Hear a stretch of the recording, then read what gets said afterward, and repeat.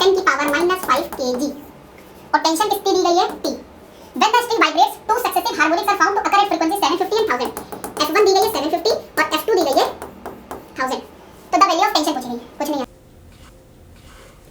आज हम लोग जे एडवांस 2023 के जो सबसे चिंती सवाल हैं पेपर में उसको डिस्कस करेंगे। अब जैसे इस बार क्या हुआ था, जो थर्मो का वेटेज था वो थोड़ा सा कम था, मतलब ज़्यादा था, पर जो थर्मो के डिफिकल्ट क्वेश्चन थे उनका वेटेज कम था।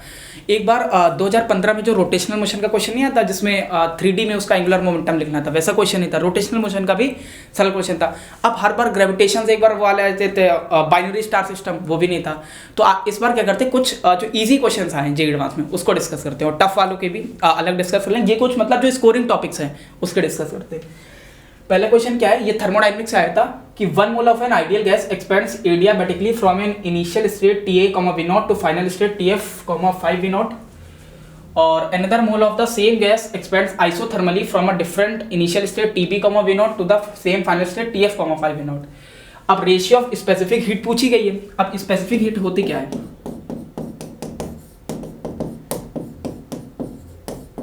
स्पेसिफिक हीट गामा होती है, जो हम लोग पढ़ते नहीं, gamma is equal to Cp upon Cv। तो स्पेसिफिक हीट क्या होती, Cp अपॉन Cv। अब इसमें क्या पूछा गया कि रेशियो बताना है स्पेसिफिक हीट का at constant pressure and constant volume. अच्छा वो गामा दे दिया, तो Ta अपॉन Tb का टेम्परेचर क्या होगा, ये इन्होंने बोला कि गामा क्या होता है Cp बाई Cv, जैसे हम लोगों को तो पता नहीं है। अब इन्होंने Ta बाई Tb का रेशियो पूछा गया। सबसे पहले इस क्वेश्चन में देखो दो वर्ड का यूज हो रहा है जिससे सवाल होना है। एक सबसे पहले बोला गया एडियाबैटिक और दूसरा क्या बोला गया, आइसोथर्मल। तो अगर कोई प्रोसेस एडियाबैटिक है तो उसमें एक ये वाला रिलेशन हम लोग पढ़ते हैं कि Tv की power gamma -1 is equal to constant. Tv की power gamma -1 is equal to constant. एक पढ़ते हैं Pv की पावर गामा कॉन्स्टेंट, Tv की पावर गामा -1 कॉन्स्टेंट। और क्या पढ़ते हैं P की power 1 minus gamma into T की पावर गामा कॉन्स्टेंट। अब इसमें यही वाला क्यों यूज करा, क्योंकि देखो यार जो रिलेशन दिया है वो टेम्परेचर और वॉल्यूम में दिया है। तो Tv की पावर गामा -1 करेंगे।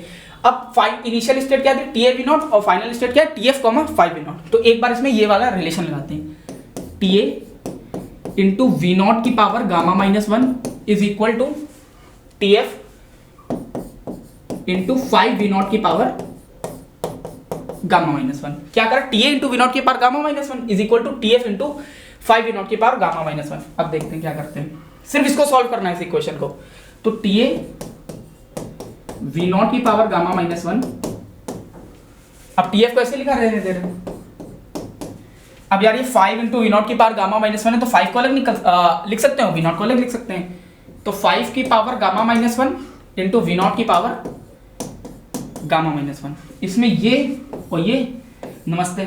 अब बचा क्या यहाँ पे Ta और Tf, तो एक हमारे पास रेशियो आ गया Ta upon Tf is equal to 5 की पावर गामा -1। पर क्वेश्चन में हमसे पूछा Tb का रेशियो। अब फंस गए, हमारे पास रेशियो किसका है, Ta और Tf का, पर क्वेश्चन में Tb पूछा गया। अब देखो अगर जेईई मेंस का सवाल होता तो वो यहाँ पे करके आंसर पूछ लेता। सिर्फ जे एडवांस एक कदम आगे चला। इसमें है क्या, इसमें क्या बोला गया कि another mole of the same gas expends isothermally. अब आइसोथर्मली का मतलब क्या होता है, टेम्परेचर कांस्टेंट होना। अब इसमें क्या बोला गया, from a different initial state Tb, V0 to the same final state Tf, 5 V0। अब ये कंफ्यूज करने के लिए है, अगर यार आइसोथर्मल है तो टेम्परेचर कांस्टेंट होगा, तो जो Tb होगा वही तो Tf होगा। ये आया समझ में। अगर आइसोथर्मल है तो टेम्परेचर कांस्टेंट होगा, ये फर्जी में दिया गया V0, क्योंकि different initial state Tb, V0 to the same final state Tf, 5 V0। तो जो Tf होगा वही Tb होगा, यहाँ पे पुट कर देते हैं। तो Ta upon Tb is equal to 5 की पावर गामा -1। ये आंसर आ गया तुम्हारा। अब देखो कौन सा है, ए ऑप्शन सही है। क्या कठिन था इस वाले क्वेश्चन में, कुछ कठिन था। वो क्या कहता Tb को टू Tf, तो Ta अपॉन Tb कितना आ गया, 5 की पावर गामा -1। चलो दूसरा क्वेश्चन देखते हैं। Match the column. अब जेईई एडवांस में जितने भी मैच द कॉलम आते हैं उसको बोनस माना करो। ऐसा होता है यार बहुत सारे। अब तुम 2022 वाला पेपर उठा के देना, फिजिक्स का नहीं मैट्रिक्स वाले क्वेश्चन देखना, मैट्रिक्स वाला देखना। उसमें मैच द कॉलम एक बार आया था, जेईई एडवांस 2023 में, जेईई एडवांस 2023 में मैट्रिक्स का मैच द कॉलम है, तो उसमें 2 ऑप्शन चेक कर लो, हो गया पूरा क्वेश्चन। अब ऐसे फिजिक्स में अब ये सवाल देखने बहुत बड़ा लग रहा है। अब इसको देखो, पूरा सॉल्यूशन भी करा सकता हूँ। एक बार स्पीड सॉल्यूशन बता दूँ, फिर पूरा सॉल्यूशन नेक्स्ट वीडियो में पूरे पेपर का फिर से पूरा सॉल्यूशन बताऊंगा। इसमें भी सिर्फ इजी क्वेश्चन का बता रहे हैं। क्या बोला गया, match the temperature of a black body given in list 1 with an appropriate statement in list 2 and choose the correct option. ये सब दिया। छोड़ो, देखो सबसे पहले अपन लोग क्या करते हैं, 2000 केल्विन देखते हैं, रेडिएशन एट पीक वेवलेंथ लिखा है, पीक वेवलेंथ लिखा है, peak emission, power emitted per unit area, radiation peak emission. देखो सुनना यार, ये वाला क्वेश्चन क्या है, the radiation at peak emission wavelength can be used to image human bones. खराब लग रहा है, ये सब नहीं पढ़ा, एक्सरे में कुछ होगा हमें नहीं पता। Radiation peak wavelength can lead to photoelectric लगाना पड़ेगा। इन्होंने हीट ट्रांसफर को किसके साथ जोड़ दिया, फोटो इलेक्ट्रिक के साथ। नहीं अच्छा लग रहा है। इज विजिबल टू ह्यूमन है भाई, हम लोग केमिस्ट्री थोड़ी ना पढ़ना है जो रट्टे बैठ के कौन सी वेवलेंथ है। Radiation peak wavelength will result in the widest central maximum of single slit diffraction. कर सकते हैं, lambda equal to D sine theta होता है, ठीक। अब ये वाला सवाल हमको हीट ट्रांसफर का ही लग रहा है यार, 1/16। और सवाल में भी क्या बोला गया था, ब्लैक बॉडी। कुछ अब सोचना, मेरे लफ्जों पे ध्यान दो, ब्लैक बॉडी हीट ट्रांसफर कुछ रिलेटेड लग रहा ना, तो वाला ऑप्शन एक बार मैच करके देख लेते हैं। क्या बोला गया कि टेम्परेचर कितना, 2000 केल्विन। सुनना, टेम्परेचर कितना दिया गया बॉडी का, 2000 केल्विन। अब पूछा क्या गया, the power emitted per unit area is 1/16 of that emitted by a black body at temperature 6000 kelvin. अच्छा, हम T1 मान लेते हैं 2000 केल्विन और T2 कितना मान लेते हैं, 6000 केल्विन। अब हमको ये पता है जो पावर होती है स्टीफेंस लॉ से डायरेक्टली प्रोपोर्शनल कितनी होती है, टेम्परेचर की पावर 4 से। तो P1 upon P2 is equal to T1 upon T2 की होल पावर 4। अब T1 कितना है इसमें, 2000 और T2 कितना है, 6000। अब इसकी होल पावर हमें कितनी करनी है, 4 करनी है, ठीक। अब देखो 1000 ये कट गया तो कितना बता, 1/3। अब क्वेश्चन में क्या बोला गया है कि the power emitted per unit area is 1/16 of that emitted by A black body. यार इसमें अगर 1/3 आएगा तो कुछ 1/81 वाला टर्म आएगा यार, मतलब नहीं अच्छा लग रहा है कुछ ही। अगर इसको करोगे ना तो 1/81 आएगा, हमको 1/16 नहीं मिल रहा है कहीं से, 1/16 वाला देखते हैं।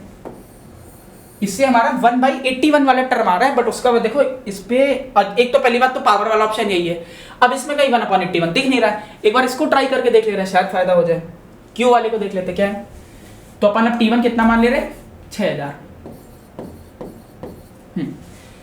तो P1 upon P2 is equal to, T1 कितना है तुम्हारा,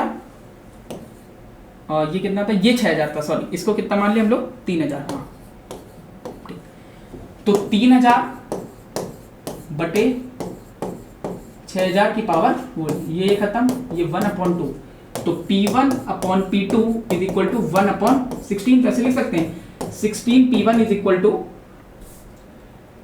16 P1 is equal to P2, तो P1 is equal to P2 upon 16। अब पीछे the power emitted per unit area is 1/16 of that emitted by a black body. जो black body में T2 वाले temperature black body का था ना जो क्वेश्चन दिया, तो जो P2 वाली पावर इमिट कर रही है, जो T2 अपनी पावर इमिट कर रहा है ब्लैक बॉडी, उसका देखो 1/16 गुना है ना P1, यानी ये वाला ऑप्शन सही हो जाएगा। तो मेरे हिसाब से Q का 4, अब इधर Q का 2 है, इधर Q का 2 है, इधर Q का 5, इधर Q का 4, सी ऑप्शन सही। एक ऑप्शन चेक करने से काम बन गया। Q का देखो कहीं भी Q का 4 नहीं है, अब जहां पे Q का 4 होगा सही होगा, यानी इसका आंसर कितना हो जाएगा, सी। ठीक, आगे चलते हैं। आगे ना समझ में क्वेश्चन, बस इसमें देखो और सब यार रटने वाली चीजें लग रही है, हमें नहीं लग रहा कुछ मैच कर रहा है। अब इसमें फोटो इलेक्ट्रिक मिला दिया, इसमें डिफ्रैक्शन मिला दिया, उसमें तो रटना है, हम नहीं रटेंगे, हमें तो इतना पता है ना, पावर एमिटेड वाला फॉर्मूला पता है, डायरेक्टली प्रोपोर्शनल टू T की पावर 4। और मेरे हिसाब से यार ये तो बोर्ड में भी पढ़ते होगे, बोर्ड में पढ़ा होगा ना, power emitted by black body directly proportional to T की पावर 4, वही है सवाल।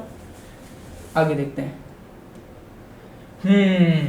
अब बताओ इस सवाल को क्या बोले, जे एडवांस का सवाल है ये, इस सवाल को जे एडवांस का सवाल बोलना चाहिए। Young modulus of elasticity gamma is expressed in the terms of 3 derived quantities, namely the gravitational constant capital G, Planck constant small h, and the speed of light c। अरे अल्फा बीटा गामा की value पूछी गई है। अच्छा चलो देखते हैं क्या है।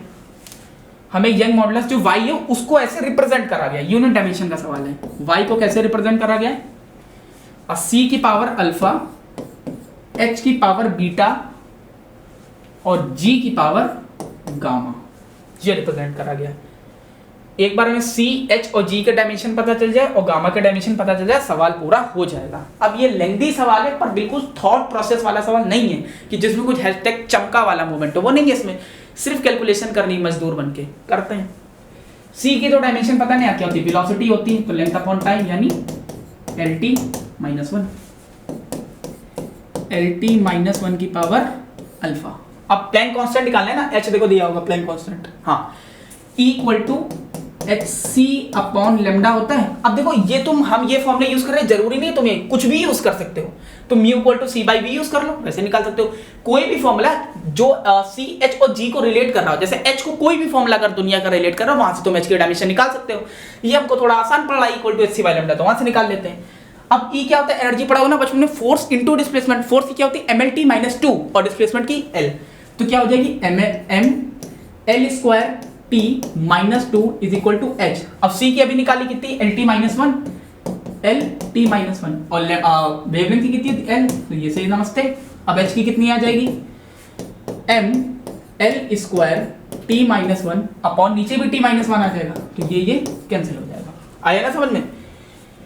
एनर्जी क्या होती है, फोर्स इनटू डिस्प्लेसमेंट। फोर्स क्या होता है mlt -2 इनटू डिस्प्लेसमेंट L, तो ml square t -2। h c की कितनी होती है lt -1, लेमडा की L कट गया, t -1 ऊपर जाएगा। अच्छा ये t -2 था, सॉरी भाई हम कहें यार कट क्यों गया, ये कोई दिक्कत नहीं, इसको उधर कर लेते दूसरे पेज पे।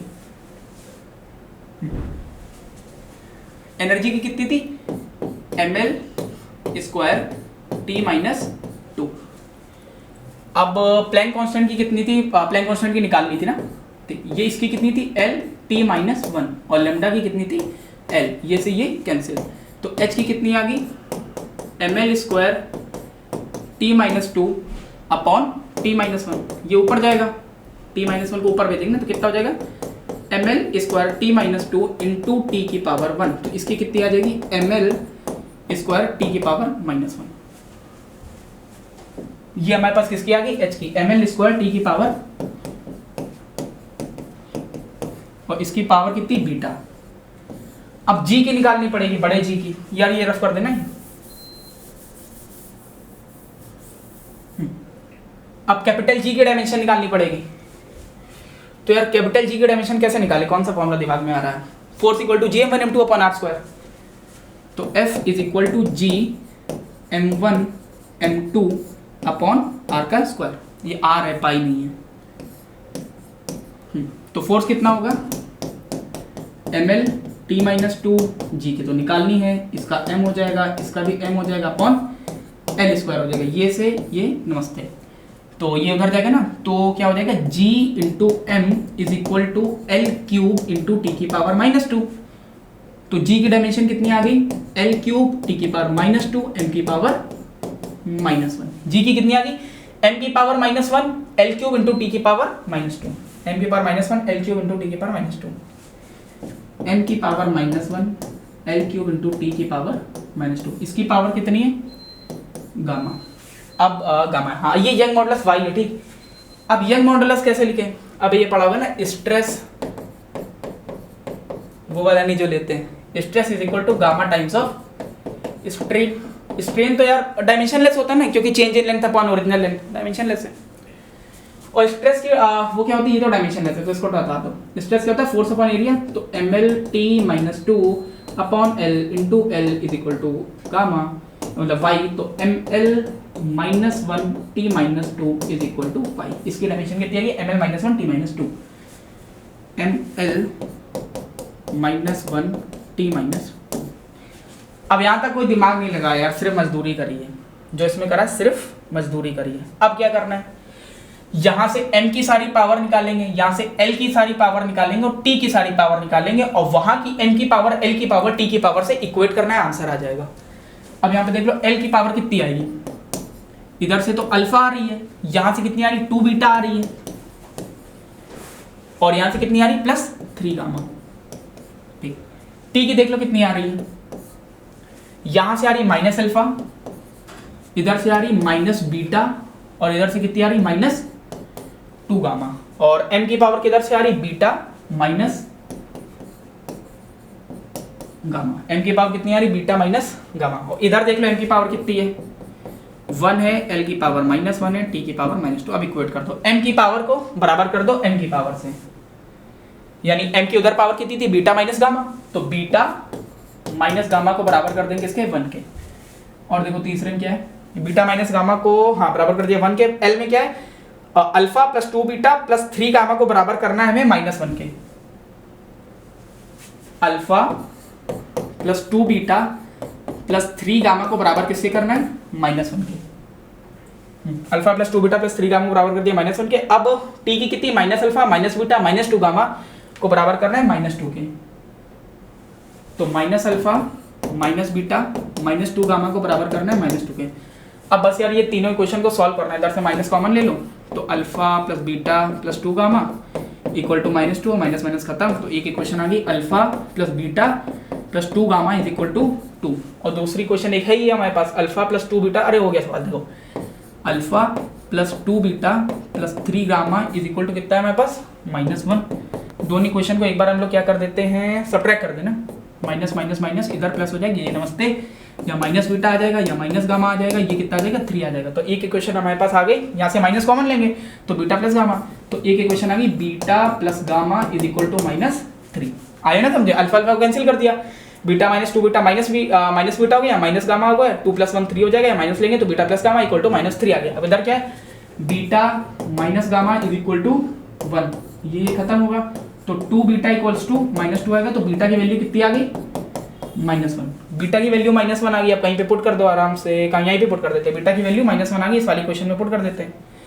तो अल्फा -1 या अच्छा चलो बीटा की वैल्यू तो -1 आ गई ना, तो यहाँ से गामा की भी तो आराम से आ जाएगी, -1 minus gamma is equal to 1, तो minus gamma is equal to 2, तो गामा की वैल्यू आ गई -2, गामा की वैल्यू -2 आ गई। अब बस अल्फा की बची, इस वाली क्वेश्चन में पुट कर देते हैं, अल्फा प्लस 2 बीटा कितना है -2, ये अल्फा तो लग नहीं रहा कहीं से, अल्फा अब 2 बीटा है ना, तो 2 बीटा बीटा की -1 है तो -2 होगी, अल्फा -2 और क्या प्लस 3 गामा, गामा की -2 तो 3 गामा कितना हो जाएगी -6 इज इक्वल टू 1, तो अल्फा -8 इज इक्वल्स टू 1, यही है ना, अच्छा इधर -1 है ठीक, तो alpha is equal to -1 plus 8, तो अल्फा की वैल्यू आ गई हमारे पास 7। तो अब आंसर क्या आ रहा है, अल्फा की वैल्यू 7 आ रही है, बीटा की वैल्यू -1 आ रही है और गामा की वैल्यू -2 आ रही है, यानी हमें पेयर कौन सा चूज करना है 7 -1 और -2, यही आ रहा है ना, अल्फा 7 बीटा -1 गामा -2, 7 -1 -2, हाँ देखो ये ऑप्शन है, सही हो गया। अब इसमें सिर्फ मजदूरी करनी थी, यानी कि कुछ थॉट प्रोवोकिंग जो होता है जी एडवांस में वो करना है, ये वाला हो गया। अब आगे देखते हैं कौन सा है, ये वाला क्या है, a particle of mass m is moving in xy plane such that its velocity at point x, y is given as फलाना ढिमकाना where alpha is a non-zero constant, what is the force acting on the particle। ये वाले सवाल JEE mains में बहुत आते थे। अब JEE mains में क्या आता था, जैसे y वेरिएबल है उसको डिफरेंशिएट कर देते थे, वेलोसिटी आ गई।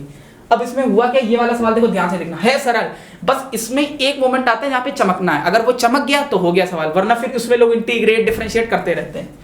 क्या है ये, वेलोसिटी दी गई है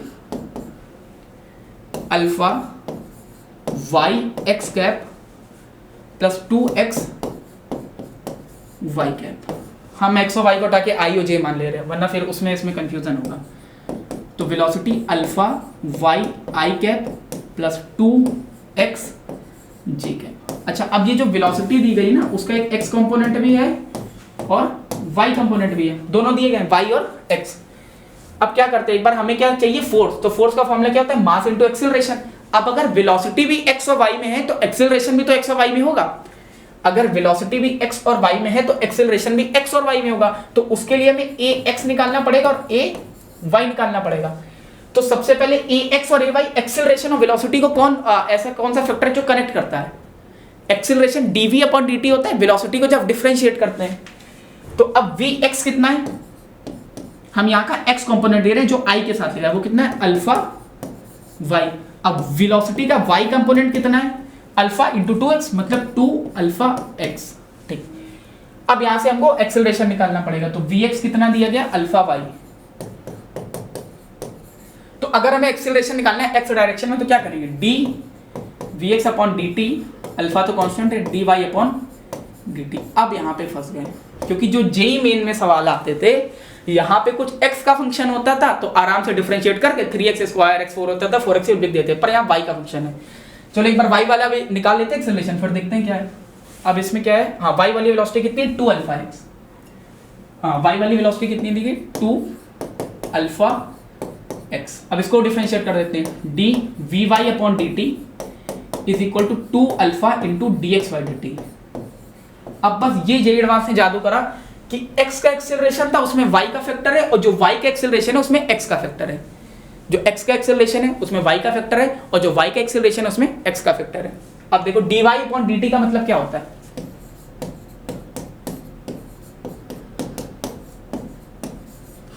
dx अपॉन dt क्या होता है वेलोसिटी, तो dy अपॉन dt क्या होगा वेलोसिटी। अब बस ये y डायरेक्शन में, अब ये d of vy upon dt कितना होगा 2 अल्फा vx। सुनो dy अपॉन dt क्या होती है y डायरेक्शन में वेलोसिटी होती, dx अपॉन dt क्या होती x डायरेक्शन में वेलोसिटी होती है, हमने इसको लिख दिया। अब देख लो ये जो y वाली वेलोसिटी यहीं पे चमकने वाला मोमेंट है, क्योंकि y वाली वेलोसिटी तो सवाल में गिवन है 2 अल्फा x, y वाली वेलोसिटी सवाल में गिवन है सर, ये तो देखा नहीं था, यही देखना था, y वाली वेलोसिटी सवाल में गिवन है, तो ये कितनी हो जाएगी अल्फा, और y वाली वेलोसिटी शायद 2 अल्फा x गिवन है ना, हाँ 2 अल्फा x गिवन है, तो अल्फा इंटू 2 अल्फा x, तो 2 अल्फा स्क्वायर x। अब x वाली वेलोसिटी सॉरी ये x वाली हमने निकाली, यानी ये आ गया हमारा एक्सेलरेशन x डायरेक्शन में। अब एक्सेलरेशन y डायरेक्शन में निकालना है, तो 2 इंटू अल्फा, अब x डायरेक्शन में कितनी वेलोसिटी गिवन है अल्फा इंटू y, तो अल्फा इंटू y, तो ये कितनी आ गई तुम्हारी 2 अल्फा स्क्वायर y, और ये आ गया 2 अल्फा स्क्वायर x। फोर्स क्या होगा मास इंटू एक्सिलरेशन। अब एक्सिलरेशन तो ax और ay दोनों में ना, तो दोनों लिखेंगे ना हम लोग 2 अल्फा स्क्वायर x आई कैप, क्यों, क्योंकि x में एक्सिलरेशन है, plus 2 alpha square y j cap, क्योंकि y में एक्सिलरेशन है। अब 2 अल्फा स्क्वायर दोनों में सेम है तो हम बाहर निकाल लेते हैं m इंटू 2 अल्फा स्क्वायर, और इधर क्या बचेगा x, और हमने x कैप को i कैप माना था ना, तो लिख देते हैं x cap plus y cap. तो अब जो हमारा फोर्स आ गया वो क्या आ गया 2m alpha square x cap plus y cap, ये आ गया answer 2m alpha square x cap plus y cap, 2m alpha square x cap plus y, हाँ ये वाला, ये सही हो गया। दो क्यों सही हो रहा, हमारे चलाने से ये तो जान नहीं पा रहे ना, स्मार्ट बोर्ड चला नहीं पा रहे, सीख जाएंगे यार 2-3 दिन में, नहीं आ रहा लिखना भी, 2-3 दिन में सीख जाएंगे चलाना। हाँ सवाल आया समझ में, तो कितना गया 2m अल्फा स्क्वायर x है प्लस y कैप। इतना भी कठिन नहीं था जेईई एडवांस के लेवल का, बस थोड़ी चीज क्लिक करनी थी यार, हो गया सवाल आराम से। अब इसके बाद वाला देखते कौन सा है। अब ये थर्मोडायनेमिक्स का सवाल है, क्या बोला गया कि एक आइडियल गैस है जो कि थर्मोडायनेमिक्स इक्विलिब्रियम में है।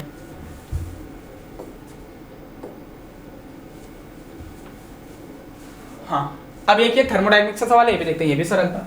एक आइडियल गैस है जो कि थर्मोडायनेमिक इक्विलिब्रियम में है, number of degrees of freedom n दी गई है, इंटरनल एनर्जी u1 है, speed of sound in gas vn है, ये फिक्स टेंपरेचर प्रेशर कुछ ठीक, छोड़ो ऐसा।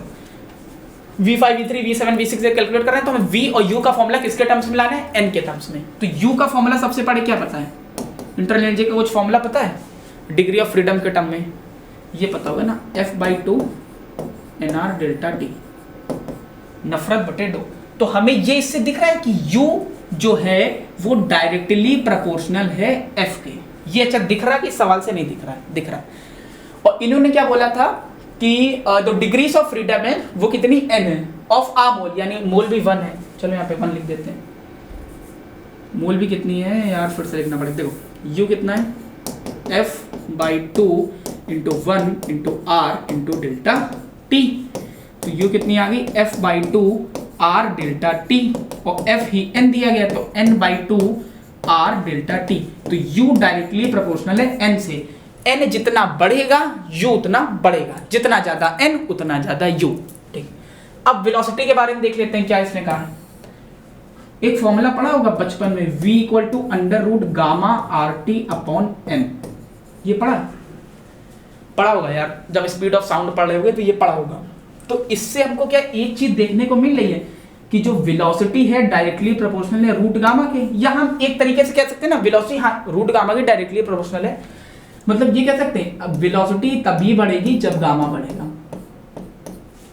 कहा जा सकता है वेलोसिटी जितनी ज्यादा होगी, जितना ज्यादा गामा उतनी ज्यादा वेलोसिटी। अब देखो गामा का फॉर्मूला क्या होता है, एफ गामा का फॉर्मूला क्या होता है बताओ। अच्छा सीपी बाई सीवी, पहले तुम लोग सोचो, जो हम लिख रहे थे उसमें तुम लोगों को एफ के टर्म्स में, तुम लोगों ने सीपी बाई सीवी के टर्म्स में पढ़ा होगा, क्या होता है फॉर्मूला, हाँ एफ प्लस 2 बाई एफ, तो इसको अपॉन कर दो तो 1 प्लस 2 बाई एफ। अब एक चीज ध्यान से सोचना, अगर हमको गामा बढ़ाना है, अगर हमें गामा बढ़ाना है तो जितना देखो 1 में जो चीज जितनी चीज ऐड करेंगे उतना ज्यादा गामा बढ़ेगा, यहां पे जितनी ज्यादा चीज प्लस होगी उतना ज्यादा गामा बढ़ेगा। अब अगर हमें इसको मैक्सिमाइज कर दें, 2/f को मैक्सिमाइज कर दें तो गामा भी बढ़ जाएगा, 2/f को अगर हम मैक्सिमाइज करते हैं तो गामा भी बढ़ जाएगा। अब अगर हमको 2/f को मैक्सिमाइज करना है, 2/f को मैक्सिमाइज करना है तो f को क्या करना पड़ेगा, मिनिमाइज। समझ रहे हैं, समझ में, जैसे 1 के साथ जितनी चीज बढ़ती जाएगी बढ़ती जाएगी बढ़ती जाएगी उतना गामा बढ़ता जाएगा बढ़ता जाएगा बढ़ता जाएगा। अब हमें 2/f को मैक्सिमाइज करना है क्योंकि गामा को बढ़ाना है, तो 2/f को मैक्सिमाइज कैसे करेंगे, जब f मिनिमाइज हो जाएगा, यानी जो गामा होगा वो इनवर्सली प्रोपोर्शनल हो जाएगा f के। या ये समझ में, गामा क्यों हुआ इनवर्सली प्रोपोर्शनल, क्योंकि जितना ज्यादा f कम होगा, जितना ज्यादा f कम होगा ये चीज बढ़ेगी, तो 1 में ज्यादा चीज ऐड होगी तो गामा बढ़ेगा। अब गामा इनवर्सली प्रोपोर्शनल है f के और डायरेक्टली प्रोपोर्शनल है वेलोसिटी के, कह सकते हैं। तो हम यहां से ये देख के कह सकते हैं कि जो वेलोसिटी है वो इनवर्सली प्रोपोर्शनल हो गई 1/f के, यानी वेलोसिटी इनवर्सली प्रोपोर्शनल हो गई 1/n के। आया समझ में, internal energy directly proportional to mp और velocity directly proportional to 1/n। यहां से हमने ये प्रूफ कर लिया। अब सवाल में देख लो v3 लेस देन v6, अगर n की वैल्यू कम होगी तो क्या वेलोसिटी कम होगी, नहीं, n की वैल्यू कम होगी तो वेलोसिटी बढ़ेगी, ठीक है, ऐसा कुछ है। v5 ना 9 की वैल्यू बड़ी, नहीं 7 नहीं, यही वाला ऑप्शन लग रहा है हमको। n की वैल्यू छोटी, n की वैल्यू छोटी तो वेलोसिटी बढ़ी और n की वैल्यू बड़ी तो इंटरनल एनर्जी बढ़ी। आगे समझ में, ये तो कतई चिंदी सवाल, कतई चिंदी सवाल। स्पीड ऑफ साउंड में क्या बोला गया, एक स्ट्रिंग है, एक स्ट्रिंग है, लेंथ ये 1 मीटर लिखा है, दिख नहीं रहा हो तो लेंथ कितनी दी गई हमको 1 मीटर, मास इसका कितना दिया गया है 2 × 10⁻⁻5 kg, और टेंशन कितनी दी गई है T। When the string vibrates, 2 successive harmonics are found to occur at frequency 750 and 1000। F1 दी गई है 750 और F2 दी गई है 1000।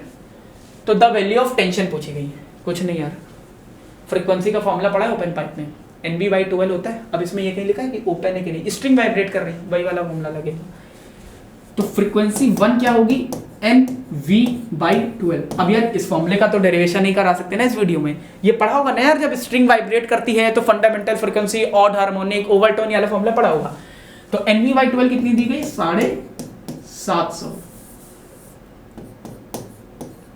जेई से कठिन तो स्मार्ट बोर्ड चलाना है। हाँ, NV/12 की वैल्यू कितनी दी गई 750। अब बोलेंगे string vibrates two successive harmonic, यानी इसके जस्ट बाद वाली हार्मोनिक, तो वो कितनी होगी, अगर 1 है, 1 का सक्सेसिव क्या होगा 1 के जस्ट वाला, 2 का सक्सेसिव क्या होगा 3, ऐसे n का सक्सेसिव क्या होगा n+1।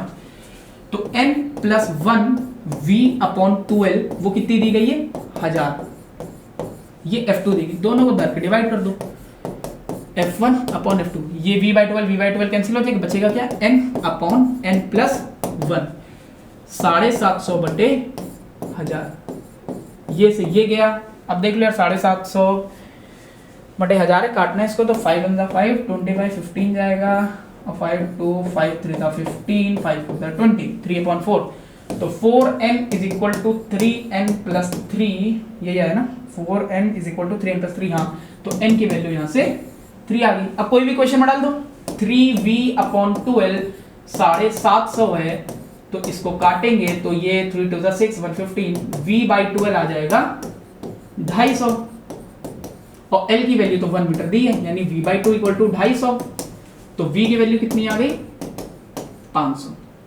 अच्छा, अब V की वैल्यू कितनी आ गई 500।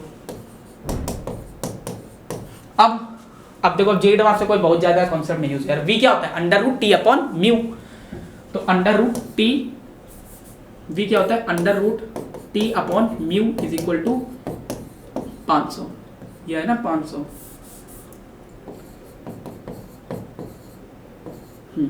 दोनों साइड क्या कर ले रहे हैं स्क्वायरिंग, तो T upon mu is equal to 500 into 500, तो टी कितना आ जाएगा 500 इंटू 500 इंटू म्यू। म्यू क्या होता है मास पर यूनिट लेंथ, ये कितना होगा 25 इंटू 10 की पावर 4, मास अपॉन लेंथ होता है, तो मास कितना दिया गया 2 इंटू 10 की पावर -5, हाँ ठीक, मास कितना दिया गया 2 इंटू 10 की पावर -5 और लेंथ तो 1 मीटर है, तो अपॉन 1 लिख दो, अब कोई दिक्कत नहीं है। 25 टू सा कितना होगा 50, 25 टू सा कितना हुआ 50 और ये कितना हुआ 10 की पावर -1 यानी अपॉन 10 कर दो चाहे, तो आंसर कितना आ गया इसका 50 अपॉन 10, 5 इसका आंसर आ गया, यानी टेंशन कितनी है 5 न्यूटन। तो अब ये इंटीजर का क्वेश्चन था, तो टेंशन कितनी आ गई 5 न्यूटन। सिर्फ सिंपल फॉर्मूला बेस्ड सवाल था ये वाला, ठीक। आगे देखते हैं क्या रेडियो एक्टिविटी बोलते हैं बहुत कठिन आता है सवाल चिंदी।